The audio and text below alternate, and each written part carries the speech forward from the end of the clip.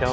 แม่งบอกเลยครับเพื่อนๆคือเป็นรถที่ไม่อยากขับเป็นรถที่อยากนั่งนะเพราะรู้สึกว่าตอนลงจากรถแม่งโคตรเท่นะครับสวัสดีนะครับเพื่อนๆเราอยู่กับ Tesla Model X นะครับผมกึ่ง G-Force นะครับขอขอบคุณคุณเซฟกับคุณพ่อนะครับน่ารักมากๆทั้งบ้านคือเป็นบ้านที่เป็นครอบครัว Tesla นะครับใช้ตั้งแต่โมเดล3ตัวเก่านะครับโมเดล3 Performance ออกก็ซื้อนะครับโมเดล Y ก็ซื้อโมเดล X ก็ซื้ออีกนะครับอันนี้คือเอาโมเดล X มาอัปเกรดกันนะครับก็คือจะทำเบรกกับล้อนะครับแล้วก็ฝากระโปรงหน้าไฟฟ้านะครับมันเป็นโอกาสที่ดีเพราะว่าผมคิดว่าน่าจะยากมากๆนะที่เราจะได้เห็นโมเดล X แต่งกันในประเทศไทยก็อยากทำคลิปให้เพื่อนๆดูกันนะครับต้องขอบคุณคุณพ่อนะครับกับคุณเซฟนะครับขอบคุณมากๆนะครับที่เราจะทำกันนะครับนั่นคือล้ออันปลั๊กนะครับอันนี้เป็นล้ออันปลั๊กขอบ 22 นิ้วนะครับสำหรับโมเดล X ตรงรุ่นนะครับกว้าง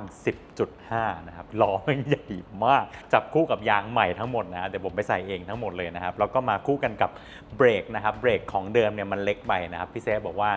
ไม่อยู่นะครับไม่กล้าซิ่งนะครับอันนี้ก็เลยจัดเป็นเบรกหน้าขนาด10พอร์ตนะครับและข้างหลังขนาด4พอร์ตนะครับ10พอร์ตเนี่ยมียี่ห้อเดียวเลยครับมันคือปั๊มอาเกโบโนนะครับหน้าตาอลังการใหญ่มากนะครับอันนี้คือปั๊มตัวเดียวกันกับที่อยู่บน Porsche Cayenne ที่ใส่จานเบรกเซรามิกปั๊มตัวใหญ่ๆเพ้นท์มาในสีแดงนะครับติดสติกเกอร์ใหม่เป็นโลโก้เขียนว่า Tesla ทั้งหน้าแล้วก็หลังนะครับมาพร้อมกับจานเบรกขนาดมหึมานะครับล้อหน้าที่420มิลนะครับล้อหลังขนาด410มิลนะพร้อมกับเบรกมือไฟฟ้าเบลฟี่นะครับเดี๋ยววันนี้ใส่ขึ้นมาแล้วจะสวยขนาดไหน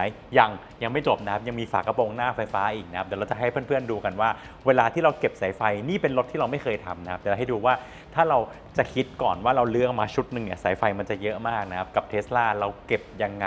ให้มันสวยที่สุดให้มันสมกับคำว่าทำรถไม่ใช่ทำที่ไหนก็ได้ต้อง G-Force ติดตามกันนะครับในคลิปนี้จะเป็นยังไงอันนี้เป็นรถที่ผมและพี่หมูและทุกคนในนี้ไม่เคยจับไม่เคยทำเลยมาเดี๋ยวเราไปดูกันดีกว่าครับทำขึ้นมาแล้วโมเดล X คันนี้จะสวยขนาดไหนของคุณเซฟกันครับ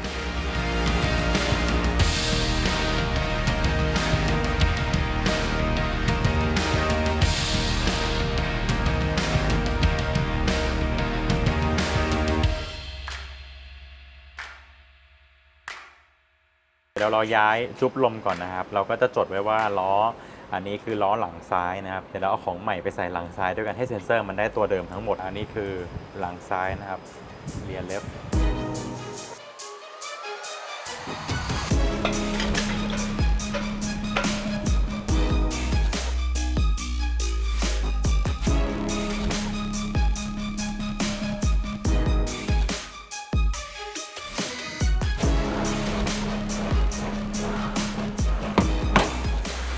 แล้วก็จะมีคำถามว่าคุณกึ่งครับผมซื้อยางมาให้คุณกึ่งใส่ได้ไหมครับเครื่องตอนนั้นเสียทันทีเลยนะฮะตอนนั้นคือจะเครื่องไม่สะดวกใช้คือผมไม่ได้รับเปลี่ยนนะครับแมวเสร็จแล้วนะใส่เซ็นเซอร์ต่อ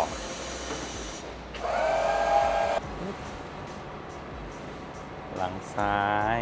เช็คซีนทุกอย่างอยู่ครบนะครับแล้วก็มาใส่เซ็นเซอร์กัน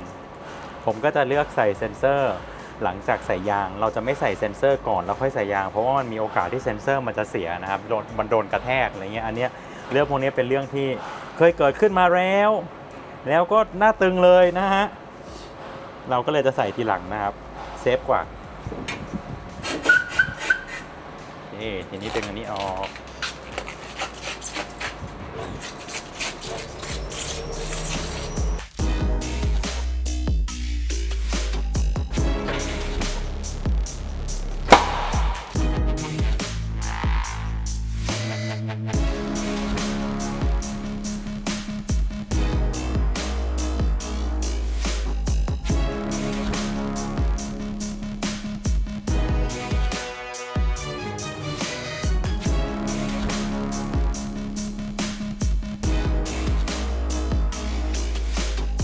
มาถอดเบรกหลังกันก่อนนะครับอย่างเลอะข้างหลังในของเดิมมันจะเป็นอินทิเกรตนะครับก็คือตัวปั๊มกับตัวเบรกมือไฟฟ้ามันมาติดอยู่กันในตัวถอดออกเลยดึงออกเลยครับอันนี้คือเราเข้าให้มันเกียร์ว่างแล้วโอเคเราถอดออกดึงออกเลยครับโอ้โหประทับใจสนิมจ้าโซเคาะโอเคมาแล้วจานเดิมจริงนี่ใหญ่นะเนี่ยใหญ่ไหมแต่สู้410มิลไม่ได้หรอกนะครับเหมือนเดิมนะครับเราก็จะทา จริงๆแล้วเนี่ยพูดตามตรงในคลิปเลยนะจริงๆแล้วคือเราต้องขัดสนิมออกก่อนแต่ว่าเราขอโทษจริงๆนะฮะเราไม่มีแปลงที่มันจะขัดได้แบบเกลี้ยงมากๆนะจริงๆคือถ้าเป็นน็อตที่เป็นดุมที่มันไม่มีตัวผู้มันสามารถขัดง่ายมากแต่พอมันมีตัวผู้มันจะเข้าไปขัดลำบากนะเพราะฉะนั้นเราก็จะทาน้ำยากันสนิมเนี่ยดีที่สุดเท่าที่มันจะเป็นไปได้ณปัจจุบันนะครับเป็นขาที่ยึดขานะครับซึ่งจริงๆแล้วเนี่ยเห็นว่ามันมีเกลียวมาให้หมดเลยครับมีเกลียว2เกลียวด้วยก็คือเกลียวนี้กับเกลียวนี้นะอันนี้จะเป็นที่อยู่ของเบรกมือไฟฟ้านะครับซึ่งเดี๋ยวเราจะเอามาเนี้ยเราต้องเอาสายเซ็นเซอร์ออกก่อนเนาะแล้วเดี๋ยวเราจะตัดตรงนี้หลบเพื่อให้เป็นที่อยู่ของเบรกมือไฟฟ้านะครับส่วนตรงนี้เราก็จะเอาขาของปั๊มใหม่เนี่ยมาเพื่อเดี๋ยวอีกหน่อยจานมันใหญ่ขึ้นถูกไหมครับตรงนี้มันก็จะติดตัวปั๊มแล้วปั๊มมันก็ใหญ่ขึ้นเหมือนกันเพราะฉะนั้นจะต้องตัดบริเวณตรงนี้ออกเวลาเราปั๊มลงมามันจะได้ไม่มีอะไรติดนะครับ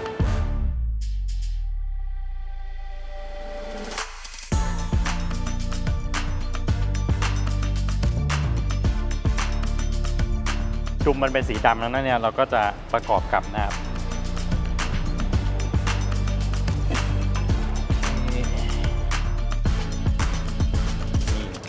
เขาก็จะทำมาอันนี้เป็นตรงรุ่นนะสำหรับโมเดล X นะครับมันก็จะมีบากทุกอย่างแบบหลบรูน็อตมานะครับเพื่อที่เราจะใส่ปุ๊บเนี่ยมันกลายเป็น plug and play นะครับไม่ว่าจะเป็นสายไฟหรือจะเป็นตัวปั๊มเองเนี่ยคือมันสามารถสวมปุ๊บวางเข้าไปได้เลยโดยที่นี่อันนี้ไม่ต้องใช้ขาอะไรเลยนะครับทุกอย่างตรงรุ่นมันก็จะเป็นปลั๊กมานะครับโดยที่เราไม่ต้องตัดต่อสายไฟอะไรเลยนะครับนี่ปลั๊กเดิมอันนี้ของใหม่เสียบปุ๊บจบนะครับเดี๋ยวเรามาเก็บสายไฟให้เรียบร้อยกัน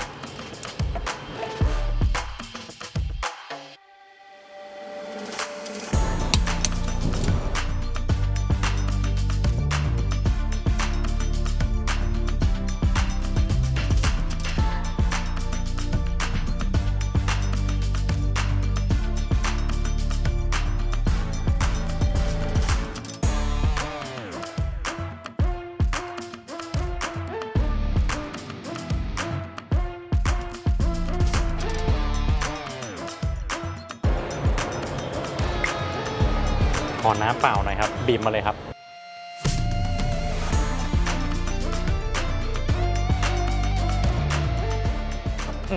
โอเคเดี๋ยวมาขยับอีกทรงอีกรอบหนึ่ง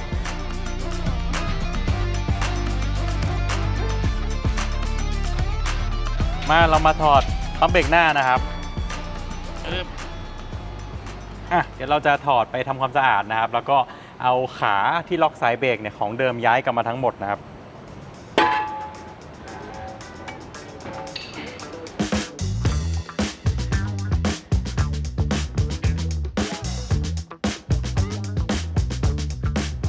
ทากันสนิมนะทั้งหน้าทั้งหลังทาหมด4ล้อ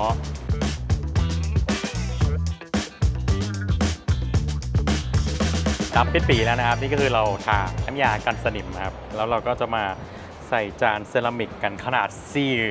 420มิลใหญ่อลังการปึ๊บขันให้หน่อยครับนี่คือปั๊มอาเคโบโนะนะครับนี่ปั๊มหน้านี่เป็นปั๊ม10พอร์ตนะครับเนี่ยก็จะเพื่อนๆก็จะคุ้นหน้ากันกับเวลามันอยู่บนคาเยนนะครับที่เวลาเรากดออปชั่นเต็มแล้วเป็นเบรกเซรามิกเนี่ยก็จะเป็นปั๊มตัวนี้มานั่นเองนะครับเราเขียนว่า Porsche Cayenne อันนี้เราก็จะเป็นตา Tesla แทนนะครับเป็นจานเซรามิกเหมือนกันใส่เข้าไปโอ้โหอุ๊ยหัวโขกโอเคนะครับอันนี้ก็คือเราไม่ได้สั่งผ้าเบรกตัวธรรมดานะผ้าเบรกก็จะเป็นผ้าเบรก made in เยอรมันนะครับอันนี้เป็นผ้าจิตเนาะผ้าจิตผมไม่แน่ใจนะ PAGID นะเป็นผ้าเบรก made in เยอรมันนะเป็นผ้าเบรกสำหรับเบรกเซรามิกนะครับคือเอาทุกอย่างที่เป็นสุดนะครับทั้งเบรกผ้าเบรกหน้าแล้วก็ผ้าเบรกหลังเป็นยี่ห้อนี้ทั้งหมดเลย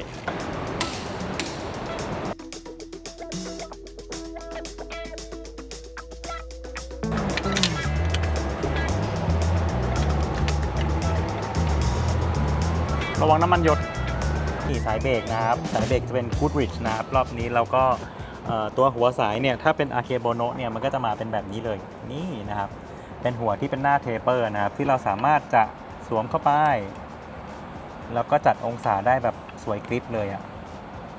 ปึ๊บเนี่ยมันก็จะโค้งตามรูทางเดินเขานะครับใส่แล้วเหมือน OEM ไม่มีผิด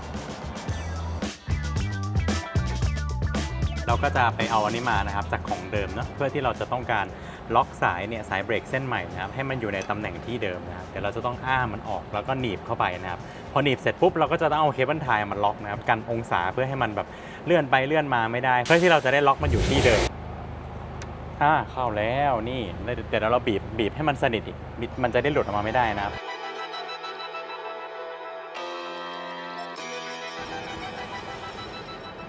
นี่มันไม่ตึงแต่ถอยมาอีกนิดนึงได้นะ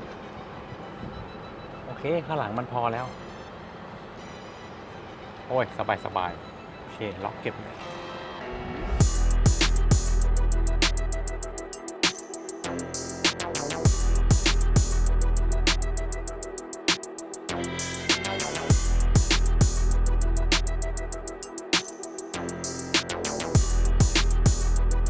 นอกจากล้อปลั๊กเปอร์ฟอร์มานซ์นะครับเราก็มี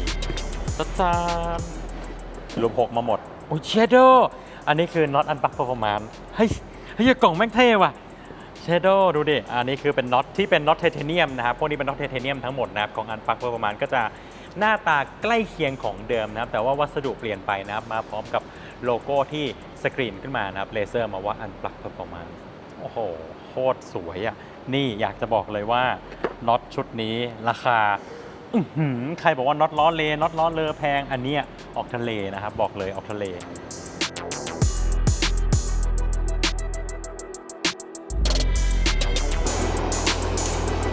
มาใส่ฝาหน้ากันครับมาลื้อแล้วลื้อไงต่อวะเนี่ยไม่เคยทำถอดผ้าโอ้โหรุ่นใหม่แม่งมี4ตัวนี่อะไรวะเนี่ยดูสายไฟดีๆนะครับโมเดล Y ว่าใหญ่แล้วโมเดล X ใหญ่กว่าโมเดล Y นะมาเรามาดูสายไฟกันดีกว่าพี่แพรว่ามันมีอะไรบ้างครับอันนี้เราก็เสียบกับลงนิดนึงก็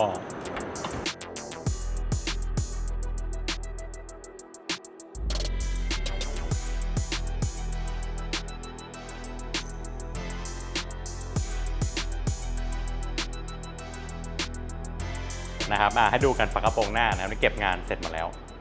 อันเนี้ยสามารถใช้ได้ทั้งโมเดล 3 โมเดล Y นะครับมีโหมดอันนี้บนโมเดล X นะครับแต่ผมรู้สึกส่วนตัวว่าทำไมโมเดล X มันดูดแล้วมันดูลักชัวรี่แม่งดูเนียนกว่าโมเดล 3 นะครับคือเพื่อนๆชอบถามว่าฝากระโปรงหน้า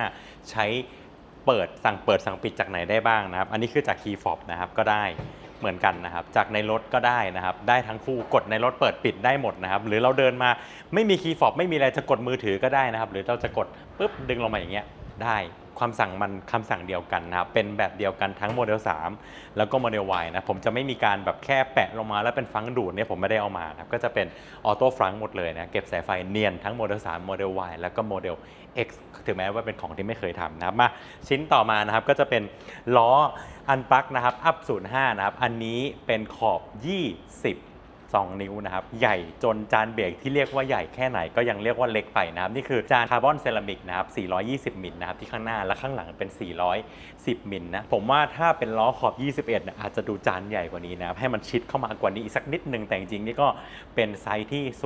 วยและดูรวยมากเพราะว่าเปลี่ยนยางทีหนึ่งนี่เกือบแสนแพงมากนะครับและนี่คือคุณพ่อสั่งยางมาก็จะเป็นยางพิลารี่สกอร์เปียนนะครับเป็นตัวที่บ้านเราไม่มีขายนะคุณพ่อเขาสั่งมาจากไหนผมก็ไม่ทราบเหมือนกันนะครับสวยมากนะครับมาพร้อมกับปั๊มเบรกนะครับปั๊มเบรกอันนี้เป็น Akebono นะครับ10 พอร์ตนะครับเป็นเหมือนที่ผมพูดไปเนี่ยครับเป็นตัวเดียวกันกับที่อยู่ตาม Porsche Cayenne นะครับที่เป็นอ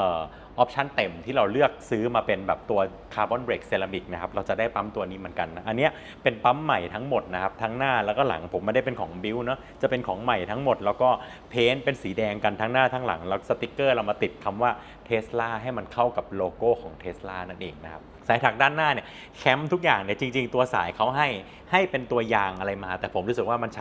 ไม่มีประโยชน์กับรุ่นนี้นะครับเราเอาแคมของเดิมเราพยายามแคมของเดิมมาแล้วก็ล็อกสายถักเนี่ยกลับทุกอย่างในมุมองศาเดิมทั้งหมดนะครับทั้งหน้าแล้วก็หลังทุกอย่างเก็บเรียบร้อยนะข้างหลังของเดิมเป็นอินทิเกรตนะครับติดมากันตัวเดียวอันนี้ก็จะกลายเป็นแยกนะครับทั้งเบรกมือไฟฟ้ากับปั๊มเบรกนะครับก็จะโดนแยกออกจากกันซึ่งตัวคอม้าของรถด้านหลังนะมันมีตำแหน่งยึดมาอยู่แล้วนะครับแล้วมันก็พอดีกับจานขนาด410มิลโดยที่เราไม่ได้ต้องทำขาใหม่กับตัวเบรกมือไฟฟ้าคือเรียกว่ามันคือของตรงรุ่นสำหรับโมเดล X นะครับทุกอย่างมันแค่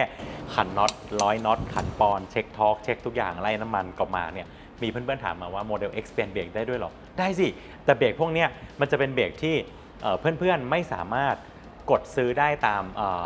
เรียกว่าอะไรอะตามแบบสมมติเราไปสั่งออปชันมันไม่มีด้วยเนาะเราจะไปซื้อค่ายแต่งส่วนใหญ่ก็ไม่มีเนาะอันนี้ก็จะเป็นเบรกคัสตอมมันคือเบรกคัสตอมครับแต่มันคือไม่ใช่คัสตอมในแบบบ้านเราที่เอาปั๊มมือสองมาบิ้วใหม่นะอันนี้คือทุกอย่างเป็นของใหม่นะถูกสร้างขึ้นมาเพื่อสำหรับรถรุ่นนั้นๆนะไม่ได้สร้างที่ผมเองด้วยผมเองไม่ได้สร้างได้นะแต่มันคือเขามี 3D มีไฟล์ CNC ทุกอย่างนะสร้างขาสร้างทุกอย่างขึ้นมาเพื่อเป็นแบบเมาส์ตรงรุ่นโดยที่เราไม่ต้องแปลงไม่ต้องตัดต่อสายไฟไม่ต้องทำอะไรเลยนะครับเสียบปลั๊กตรงรุ่นเลยนะถ้าเพื่อนๆมี Tesla Model X นะครับหรือแม้กระทั่ง Model S นะผมเชื่อว่าผมก็สามารถทำชุดนี้ได้นะครับถ้าใครอยากเปลี่ยนเบรกนะครับอันนี้ต้องบอกว่าเป็นชุดที่เพื่อนๆต้องไม่คอนเซิร์นเรื่องอันสปังเวทนะครับถ้าอันสปังเวทเรายังสนใจอยากได้ของเบาคาร์บอนเซรามิกเบาครับแต่อันเนี้ยเป็นของหนักนะอันนี้คือเราอยากให้รถมันดูเต็มดูสวยนะครับถ้าอยากได้แบบขับได้ไกลๆแบตเตอรี่ขึ้นแบบหูยดีๆแบตเตอรี่ขับแล้วเลนส์โอเคเลยน้ำหนักอันสปังเวทดีคือไปอยู่กับล้อเดิมที่มันมืดๆนะครับซึ่งไม่สวยถูกป่ะยังไงแบบนี้ก็สวยกว่าแน่นอนครับสำหรับเพื่อนๆที่สนใจเบรกนะครับไม่ว่าจะเป็น Tesla หรือเป็นรถรุ่นอื่นเนี่ยจะเป็น AP Racing นะจะเป็น Akebono นะครับจะเป็น Endless นะครับหรือจะเป็นเบรก Neotech ที่โคตรจะคุ้มค่าคุ้มราคาก็ติดต่อสอบถามเข้ามาได้นะครับอย่าลืมทำรถไม่ใช่ทำที่ไหนก็ได้ต้อง G-Force คลิปนี้ลาไปก่อนนะครับต้องขอขอบคุณ